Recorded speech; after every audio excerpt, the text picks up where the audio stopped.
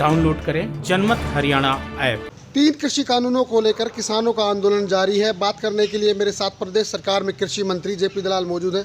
Sir, आंदोलन जो किसानों का वो चल रहा है और किसान जो किसी भी बात को लेकर मानने को तैयार नहीं, किस तरह से सरकार किसानों को मनाने की कोशिश करेगी? सबसे पहले तो मैं सब किसान भाइयों का शुक्रिया अदा करता हूं कि कल जो दिल्ली कूच था मोटे तौर पर शांतिपूर्वक वो रहा।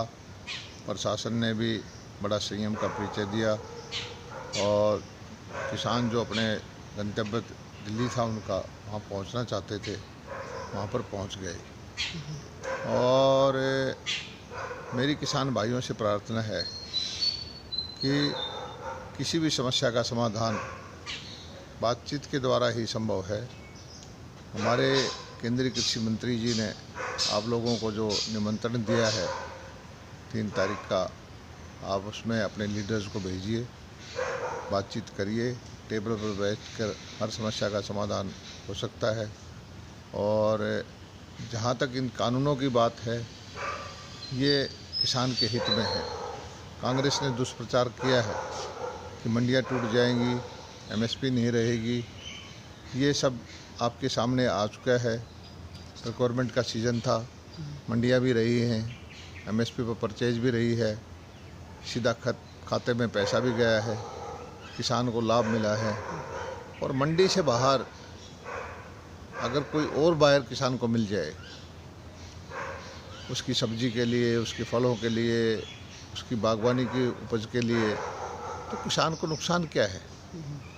विचार का मुद्दा ये है कि 73 साल इस देश को आज़ाद हुए हो गए। किसानों ने देश के खाद्यान्न भंडार को बढ़ने का काम किया, बहुत ज़्यादा उत्पादन बढ़ाया, देश को सरप्लस स्टेट बना दिया। और एक वक्त था कि हम विदेशों से आयात करते थे, लेकिन उसके बावजूद किसान की हालत नहीं सुधरी, किसान की आर्थिक दशा ठीक नहीं है। तो विचार ये करना ज़रूरी है, कोई भी शासन हो, क्या जो यथास्थिति है उसको बरकरार रखें या कोई किसान की हालत सुधारने के लिए कुछ कदम उठाए। सर, क्या चूक रह गई? बार बार यही बात जो हो बड़ौदा इलेक्शन में भी देखने को मिली और सरकार बार बार यही बात कहती रहेगी किसानों के फ़ायदे में है, लेकिन किसान जो हो सरकार पर ना तो तब जब बड़ौदा इलेक्शन चल रहा था ना तब विश्वास कर पाए। इसका खामियाजा आपकी पार्टी को भुगतना पड़ा, बड़ौदा इलेक्शन में हार का सामना करना पड़ा। और आज जो है प्रदेश का और पड़ोसी राज्यों का किसान जो सड़कों पर है, दिल्ली कूच करने की तैयारी है, बुराड़ी भी पहुँच चुके हैं किसान।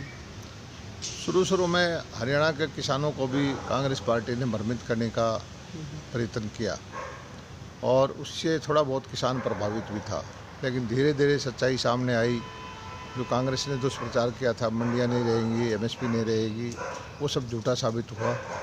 और हरियाणा का किसान इस आंदोलन से मोटे तौर से नहीं जुड़ा हुआ है। सारे जो है ये आंदोलन प्रायोजित है कांग्रेस पार्टी के द्वारा,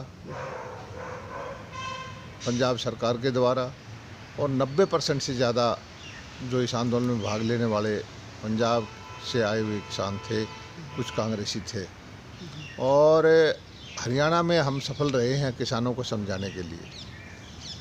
पंजाब सरकार अपनी नाकामयाबियों को छिपाने के लिए, कि कांग्रेस की एक आदत रही है झूठ बोलो, सरकार सत्ता हासिल करो, वो झूठ बोल के पंजाब में सरकार बनी, झूठ बोल के राजस्थान में सरकार बनी, झूठ बोल के छत्तीसगढ़ में, झूठ बोल के उन्होंने सरकार तो बना ली, लेकिन अब उनका किसानों को जवाब देना मुश्किल हो गया है। और अपने इन मुद्दों से ध्यान भटकाने के लिए, क्योंकि पंजाब में इलेक्शन दोबारा से नज़दीक है, मुद्दों से ध्यान भटकाने के लिए किसानों को रेलवे ट्रैक पर बैठाया गया, किसानों को ट्रैक्टर, ट्राली, खाना पीना लेके दिल्ली की तरफ कूच किया गया। लेकिन इससे होगा क्या? इससे किसानों का नुकसान हो रहा है। ट्रैक पर बैठने की वजह से खाद की समस्या पंजाब में आ गई, यूरिया के लिए लोग मारे मारे फिर रहे हैं, हरियाणा से स्मगलिंग हो रही है, तो किसानों का नुकसान किया है। दूसरा, किसान हितैषी होने का ढोंग जो किया है पंजाब सरकार ने, वहाँ के मुख्यमंत्री कैप्टन अमरिंदर जी ने, उन्होंने कहा कि भाई हम इन कानूनों को नहीं मानते और अपने विधानसभा में अलग से पास कर दिया कि जो एमएसपी से नीचे परचेज करेगा उसकी 3 साल की सज़ा हो जाएगी। वो भी सिर्फ 2 चीज़ों की, धान की खरीद के लिए, गेहूं की खरीद के लिए।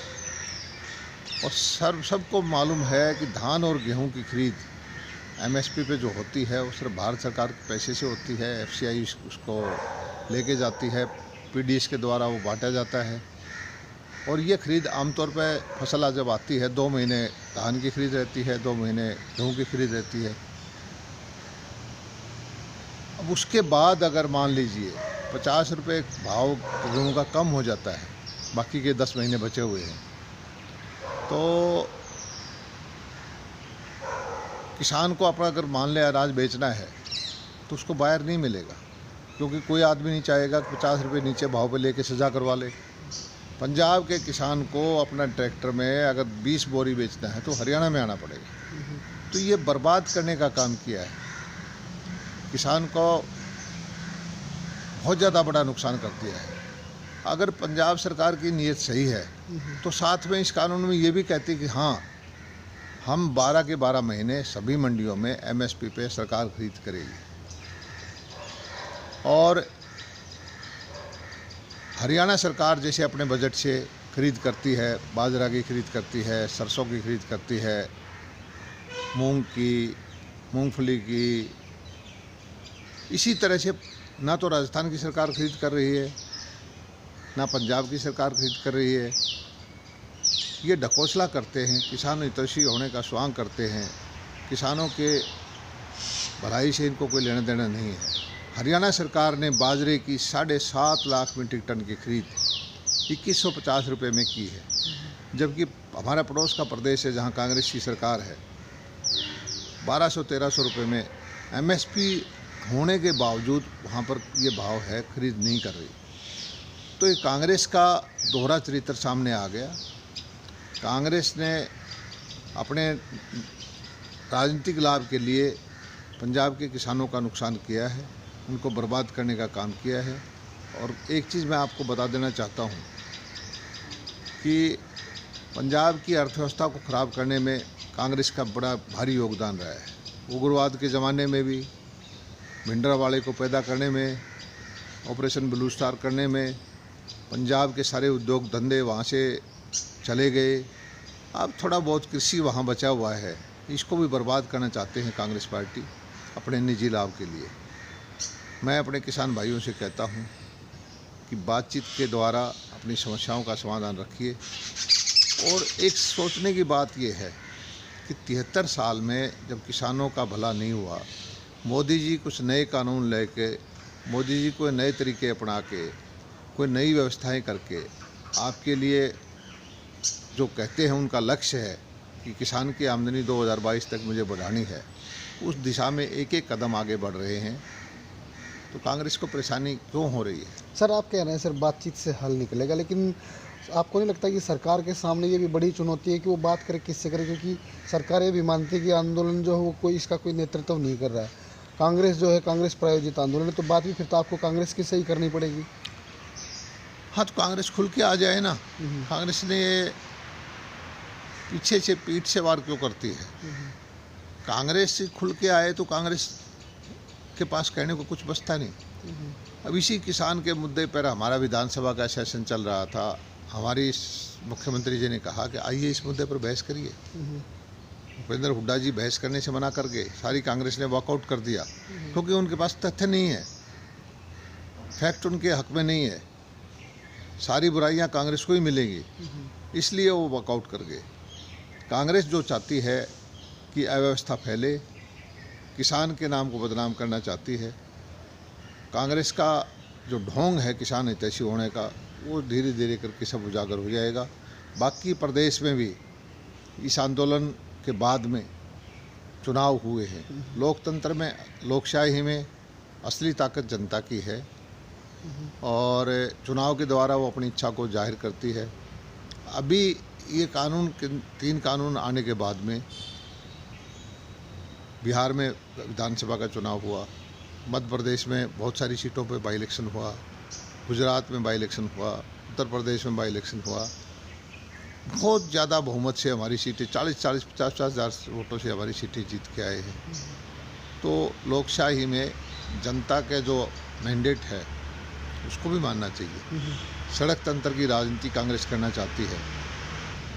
ये नहीं है कि ये 100 करोड़ के देश में 10,000, 20,000, 5,000 की कहीं भीड़ करके, रास्ता जाम करके, अफरा तफरी फैला के जो सरकार को अपनी लाइन से हटाना चाहती है वो संभव नहीं हो पाएगा। सर, कांग्रेस और बाकी जो किसान संगठन इस आंदोलन से जुड़े हैं उनका कहना है कि ये हिस्ट्री में शायद पहली बार हो रहा है जब प्रशासन और पुलिस जो सड़क जाम कर रही है और आंदोलन में जो शामिल लोग हैं वो सड़कों के जाम को खुलवा रहे हैं। देखिए, सबसे पहले तो मैं प्रशासन का जो उन्होंने संयम बरता उसको बधाई देता हूँ कि किसी तरह की जान माल का कोई नुकसान नहीं हुआ, कोई लाठीचार्ज, कोई फायरिंग नहीं हुई। और ये लोकल जो लॉ एंड ऑर्डर का विषय देखने वाली एजेंसी, उनको डिसाइड करना पड़ता है कि कौन सा रास्ता डाइवर्ट करना है, कहाँ आंदोलनकारियों को बैठाना है, कहाँ से रास्ते से जाने देना है। बहुत सारी व्यवस्थाओं को देखना होता है, तो उसके अनुकूल उन्होंने फैसला लिया है। और मोटी बात यह है कि इस सारे 2 दिन के रोड के कूच के अंदर किसी तरह की कोई अप्रिय घटना ज़्यादा नहीं हुई।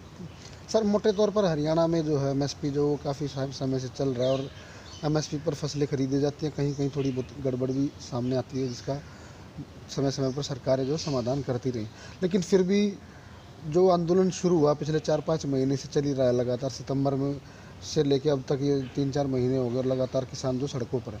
सरकार क्यों नहीं समझा पा रही किसानों को? क्या चूक क्या है आपकी नज़र में और कैसे बात बनेगी? नहीं, हरियाणा के किसान तो समझ गए। हरियाणा के किसान को हमारे समझाने की ज़रूरत नहीं है। कांग्रेस ने जो दुष्प्रचार किया था कि मंडी टूट जाएंगी, मंडी हैं। कांग्रेस ने दुष्प्रचार किया था कि एमएसपी ख़त्म हो जाएगी, एमएसपी पे परचेज चल रही है। मंडियाँ बल्कि हम 500 साढ़े 500 एकड़ में गन्नौर में एक अंतर्राष्ट्रीय स्तर की मंडी हम अलग से भी बना रहे हैं। 5,000 करोड़ रुपए की, जो भारत में इससे बड़ी मंडी नहीं होगी। फूलों की मंडी बना रहे हैं, मसालों की मंडी बना रहे हैं और तरह तरह के इन मंडियों को सुदृढ़ीकरण का काम हम कर रहे हैं। लेकिन मंडी के अलावा जो किसानों को छूट दी है इन 3 कानूनों के द्वारा कि किसान अगर मंडी से अच्छा भाव उसको कहीं मिलता है और अच्छे भाव का बायर मिलता है, वहाँ अपनी उपज को बेचना चाहता है, तो उसको क्यों रोका जाए? किसान को ऑप्शन दी गई है। और कांग्रेस पार्टी ने तो जो किसान हितैषी फैसले ने मोदी जी ने लेने शुरू किए तभी से विरोध करना शुरू कर दिया था। मोदी जी ने सॉयल हेल्थ कार्ड बनवाए, सॉयल टेस्टिंग का काम शुरू किया, फसल बीमा योजना लेके आए, हरियाणा के अंदर 85% सब्सिडी जो ड्रिप इरिगेशन पे दी और मंडियाँ अच्छी चलाई। एमएसपी का भाव जो है फसल बोने से पहले हमने डिक्लेयर करना शुरू किया। और इन सारी नीतियों का परिणाम ये है कि फसल बीमा योजना का हरियाणा के किसानों को बहुत ज़्यादा लाभ हुआ। और कांग्रेस ये कहती थी कि ये फसल बीमा योजना अदानी और अंबानी के लिए है। अब ये स्वैच्छिक कर दी इस साल हमने, उसके बावजूद भी किसान इससे पीछे नहीं हटे। किसानों ने स्वेच्छा से जितना बीमा कराया पिछले साल था उतना ही बीमा कराया। किसान समझता है, समझदार है, वो अपने हित की रक्षा करने में सक्षम है। किसान, हरियाणा का किसान कांग्रेस के बहकावे में नहीं आएगा। और पंजाब का किसान भी अल्टीमेटली स्वाभिमानी है। उनको पता है सिखों का भलाई कभी कांग्रेस पार्टी ने नहीं की। सिखों का अगर किसी सबसे ज़्यादा नुकसान किया है तो कांग्रेस पार्टी के नेतृत्व ने किया है। इस चीज़ को वो भी समझ गए और धीरे धीरे करके मोदी जी का जो लक्ष्य है कि किसान की आमदनी को दुगना करना है, उस दिशा में हम आगे बढ़ेंगे और किसान हमारा सहयोगी होगा, साथ देगा। किसान की भलाई के लिए सबसे पहली सरकार है जो दिन रात इस चिंता में रहती है कि किस तरह से किसान की आर्थिक हालत को सुधारा जाए। सर, चौथे कानून की डिमांड की जा रही है। पंजाब और राजस्थान में ऐसा हो भी चुका है कि वहाँ की सरकार ने जो एक और कानून लेके आई जिसमें सज़ा का प्रावधान है, उत्थे कानून की डिमांड है। तो क्या सोच रही है सरकार इस बारे में? क्या सरकार उस स्टेप की तरफ जाएगी जो कानून बनाना ही कोई किसी चीज़ का समाधान नहीं है। व्यवस्थाएं ठीक हो, इंफ्रास्ट्रक्चर हो, आप परचेज करें। अब एमएसपी तो बाजरा की है, राजस्थान में है, पूरे देश में है, 2150 रुपये का भाव भी घोषित कर दिया। अब इस कांग्रेस भाइयों को ये दिखाई नहीं देता, कांग्रेस वालों को, 1200-1300 रुपये में बाजरा राजस्थान में बिक रहा है और आपकी सरकार परचेज नहीं कर रही, तो कानून क्या करेगा? आपने कानून बना दिया यहाँ ड्रामेबाजी करने के लिए पंजाब ने। पंजाब अगर उसकी नीयत ठीक है तो ये क्यों नहीं कहते कि अपने बजट से हम दाल, मक्का, दलहन, बाजरा, कपास, गेहूँ, धान, इनकी मंडियाँ 12 महीने चलाएंगे और कहीं किसी किसान को किसी को बेचना है अपना अनाज तो मंडी में आके सरकार उसकी खरीद करेगा। वो ऐसा क्यों नहीं? तरफ से इस आंदोलन में किसानों से बातचीत करेगा तो कौन करेगा? क्या इस बारे में भी सरकार ने जो डिसाइड कर लिया? हमारे केंद्रीय कृषि मंत्री नरेंद्र सिंह तोमर जी ने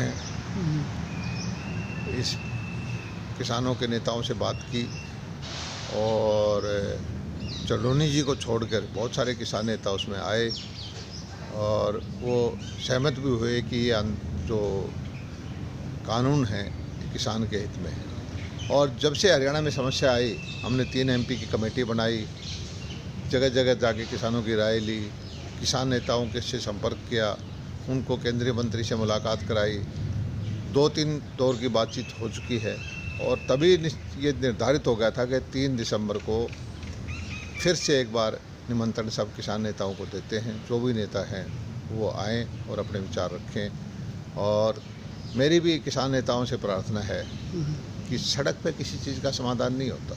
लोकतंत्र में बैठ के बड़ी से बड़ी समस्या को भी सुलझाया जा सकता है। आप हमारे भारतीय जनता पार्टी के भारत सरकार के जो केंद्रीय मंत्री हैं नरेंद्र सिंह तोमर, उन्होंने जो आपको आमंत्रण दिया है उसको स्वीकार करें, बातचीत करें और अपनी जो भी समस्याएं हैं, जो भ्रांतियां हैं, वो उनके सामने रखें। सर, SYL का मुद्दा भी जो एक बार फिर से जो सुनाई दे रहा है इस आंदोलन में, खासकर सर बीजेपी ने एक तरह से शुरू किया है कि पंजाब को पहले SYL का पानी जो हो देना चाहिए, तो ये आप इसको किस तरह से देखते हैं? हाँ, हमारी पंजाब सरकार से शिकायत है कि हमारा जो हक है पंजाब सरकार दबाए बैठी है। सुप्रीम कोर्ट के फैसले के बाद भी उसको मानने को तैयार नहीं है। हर चीज़ में वो नकारात्मक रवैया बनाते हैं। संविधान से, कानून से शासन चलता है। पंजाब सरकार को ये समझना चाहिए कि वो भी भारत के कानून से बाध्य हैं और हरियाणा को जो उसका हक है छोटे भाई समझकर हरियाणा को दे देना चाहिए और जो सुप्रीम कोर्ट का फैसला है उसको मान लेना चाहिए। राजनीति के आगे, राजनीति के पीछे, हर हलचल को जानने के लिए हमारे YouTube चैनल जनमत हरियाणा को लाइक करें, सब्सक्राइब करें और अपडेट रहने के लिए बेल आइकन दबाना ना भूलें। देखते रहें जनमत हरियाणा, सच के अलावा कुछ भी नहीं।